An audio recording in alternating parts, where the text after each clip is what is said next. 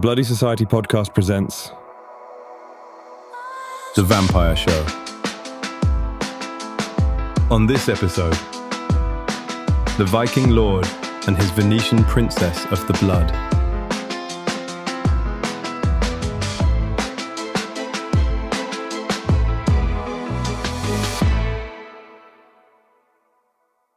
Vampire boys and girls, welcome back.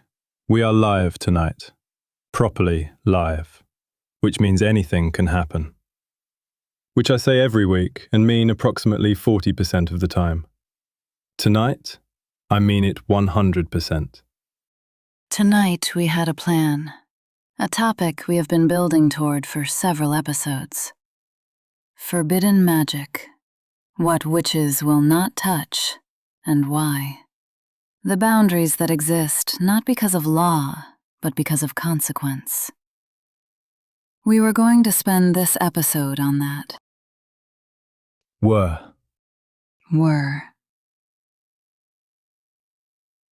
Approximately 40 minutes ago, I received a message from a source I will not name, telling me that someone had expressed interest in calling in tonight. Not a request, an expression of interest, which from this particular person is as close to a formal announcement as we are ever likely to receive. We do not know if it will happen. We do not know when. We do not know what will be said. What we do know is that if it does happen, vampire boys and girls, you will want to be listening. So, we begin, and we stay live, and we see what the night brings. We see what the night brings. While we wait, and I want to be clear that we are absolutely not waiting, we are broadcasting normally, and anything that happens will simply happen. Let us talk about the story that has been living underneath this show since episode 1. Eirik Bjorn, the Skull Splitter, 1,000 years old, the last vampire king, spotted in Venice with Ivan Lockhart, and the woman who has been in his orbit for 9 centuries, Vittoria Visconti. We have touched on them. In episode 3, Dating the Undead, we discussed them as the OG power couple. Constantinople, the source. The moment he put the Grail down. But we have never told the full story, because frankly, we do not have the full story. Very few people do. What we know. They met in Constantinople during the First Crusade, 1096. 2 of the most powerful vampires alive at the time, each hunting the same thing, the source, the most sacred and dangerous supernatural substance in existence. What happened between them in that city, the alliance, the betrayal, the bargain, the escape under a crusader's shield with the dawn coming, has passed into vampire legend, most of it unverified, most of it whispered. Most of it. There is one person in the supernatural world who has more direct knowledge of both Eirik Bjorn and Vittoria Visconti than almost anyone alive. One person who has stood in rooms with both of them, who has been in Venice with Eirik in recent weeks, who has reasons of his own to understand what those 2 people mean to each other. And who, it seems, may have something to say about it tonight. Are we ready, Lazio? As we'll ever be. Ivan Lockhart, vampire boys and girls. Don't make it a thing. We wouldn't dream of it. You're already making it a thing. Ivan, thank you for calling. Good evening. I'm calling because there's a story being told incorrectly. In fragments, by people who were not there and do not have the full picture. I find that untidy. So you're going to tell it correctly? Yes. Apparently. Don't interrupt me. He's going to tell us a story.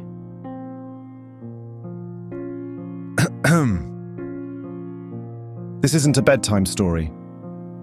It's not a tale meant for you to close your eyes and deliver you to pleasant dreams. This, like most fairy tales, is a story with a purpose. It's meant to be a warning to every immortal out there. I want you to understand this before we go on any further. I want you to commit to listening, keeping your mind and your ears open, Darklings, because I'm not planning to repeat myself at any point. You've heard of the Skull Splitter, the Viking lord who carries 1,000 years in his blood. Yes, Eirik Bjorn is a millenary, one of the oldest vampires in existence, turned in the Viking Age, over 1,000 years in the blood. I want you to sit with that before I continue. 1,000 years, Darklings. He was turned before the Norman Conquest, before the Crusades, before most of what you consider medieval history had even begun to write itself. He has watched the world reshape itself around him, kingdoms rising and dissolving, cities built on the bones of older cities, the supernatural world reorganizing its power structures again and again while he remained. In all of that time, in over 1,000 years of darkness, there has been a single constant. One thing that has not reorganized itself away. Her name is Vittoria Visconti. Tell us. They met in Constantinople in 1096. The city was burning. The Crusaders had arrived and the supernatural world had scattered, some to fight, most to hide, as they usually do. A handful to take advantage of the chaos in the way that very old, very powerful creatures always take advantage of chaos. Eirik was there for the source, the Holy Grail, which is not what humans think it is. It is not a cup, it is not a relic, it is the original blood, the first turning, the substance that predates every bloodline, every coven, every supernatural creature alive. And Eirik, the oldest vampire in existence, wanted it. Not for power. For reasons I will not disclose on your broadcast. Noted. Vittoria Visconti was also in Constantinople. Venetian, ancient, not even a century old at the time, but already renowned in a world of moonlight and shadow. She had a twin sister, Bianca, each of them groomed into the night by one of the oldest orders of vampire engineers the world has ever known. The Sartie Mangiatori. The Shroud Eaters. The very same. The twins had escaped from the gilded cage of their Venetian masters, fled to Constantinople, hunting a different piece of the same puzzle. Eirik found them, or they found him. The distinction depends on who you ask, and neither of them will answer that question directly. Trust me, I have tried. Of course you have. What did they find when they found each other? A problem. Eirik needed the source. The twins needed protection from the Sartie, who had followed them from Venice and were moving through the city under Crusader cover. Very elegant, even for them. The arrangement was practical. Eirik was the most formidable vampire in Constantinople. The twins were the only ones who knew precisely where the source was being held. Everyone needed something. Everyone pretended they didn't. Very vampire of them. The Sartie came for them, in a church, which I appreciate for the irony, even now. What Eirik did in that church is... It is not something I will describe on your broadcast. What I will say is that when it was over, Eirik was standing in the middle of a Byzantine nave covered in someone else's blood, looking at Vittoria Visconti as if he had just understood something he could not yet name. She looked back at him the same way. That is when the arrangement stopped being practical. And the source? They reached it. Days later, Eirik stood before it for a very long time. And then he looked at Vittoria, and he put it down. He chose her over the source. He chose the present moment over eternity, which for a vampire which is not a small thing. It is in fact an extraordinarily stupid thing, and he knew that, and he did it anyway. What did she say? She said, "You are the most ridiculous creature I have encountered in 300 years. And then she took his hand, and they left Constantinople before dawn. She took his hand. She took his hand. And that was that, until it wasn't. What happened in Constantinople over the following weeks is complicated. There was alliance and betrayal and blood and magic and the kind of violence that leaves marks on a city for centuries. There was also something else, something that neither of them had anticipated, and neither of them has ever fully admitted. They chose each other, in the middle of all of it, above the source, above the mission, above the survival instinct that governs everything a very old vampire does. He put the Grail down. I want you to understand what that means. Eirik Bjorn, who had crossed the known world, who had fought through a burning city, who had survived betrayal and dawn and the Sartie and everything Constantinople could throw at him, put down the thing he had come for. Because she was there, and she mattered more than eternal glory. He put down the Grail. He put down the Grail. I have thought about that moment for a long time, what it costs to put something down, to look at what you came for and to decide that it matters less than you thought it did. They parted ways after Constantinople, as they always do, as they have always done.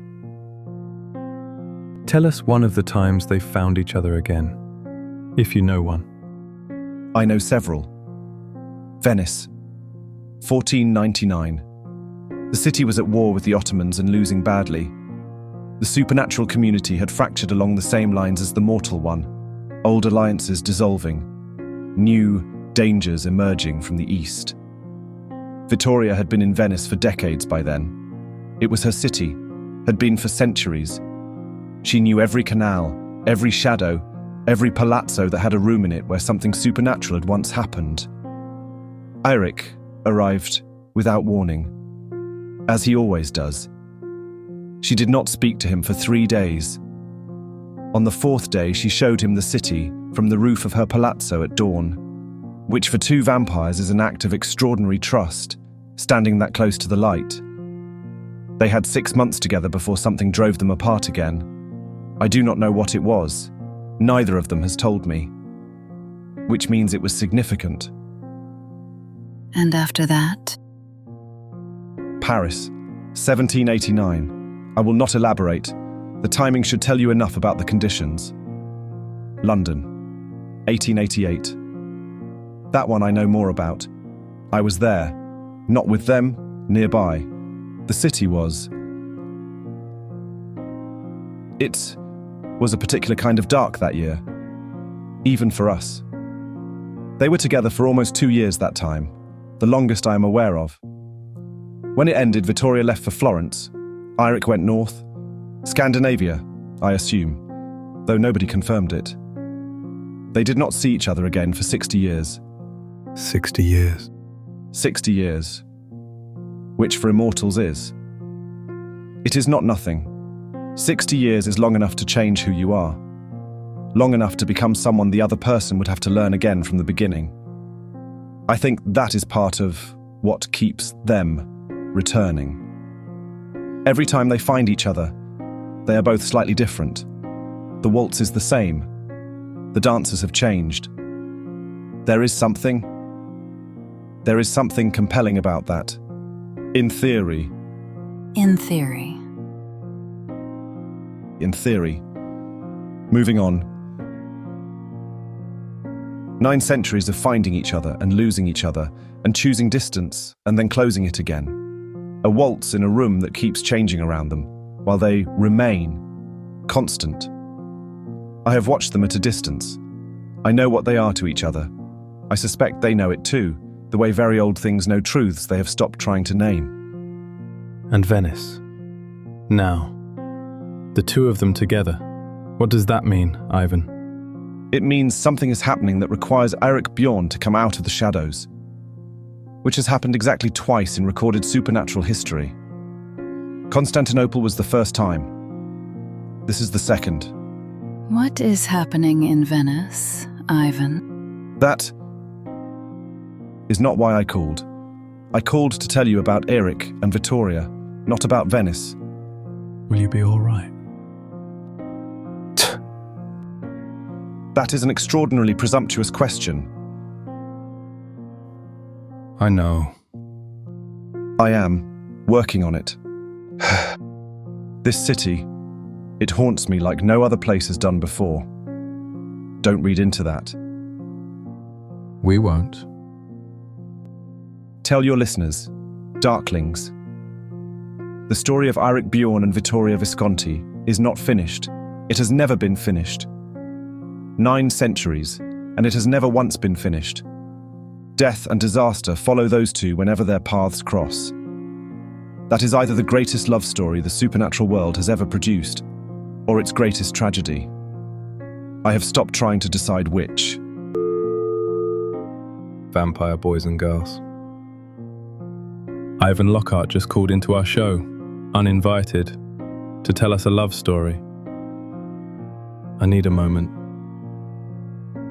He said I have stopped trying to decide which.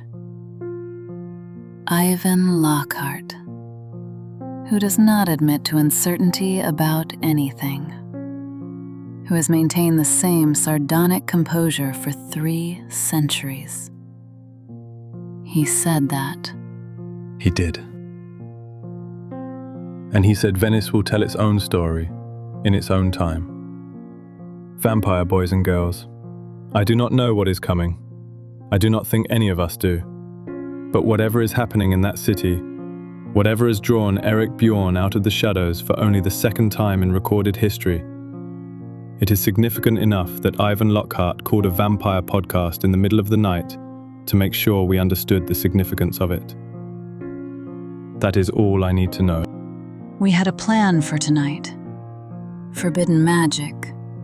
The things witches will not touch. We will come back to that next week. Tonight, I think we owe it to what just happened to simply sit with it. 9 centuries, and their story has never been finished. Did you hear everything you needed to hear tonight, Darklings? Because I think you did. I think we all did. These are uncertain times for us creatures of twilight. Stay bloody gorgeous, Darklings. And if you love someone, put down the Grail.